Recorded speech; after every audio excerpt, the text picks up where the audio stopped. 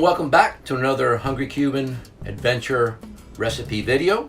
Today I'm going to do one of my favorite recipes growing up. At home we used to make Rabo Encendido, which is actually oxtail stew.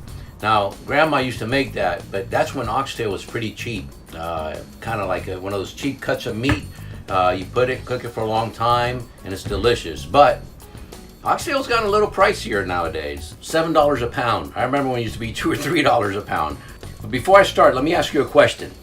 What kind of recipe videos do you like?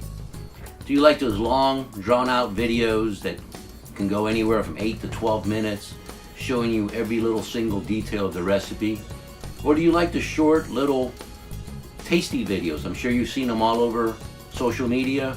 You usually give an overhead shot of whatever is being cooked. It's quick, it's to the point. Leave me a comment down below. Let me know what you think. Do you like the short, tasty type videos that can go a couple minutes?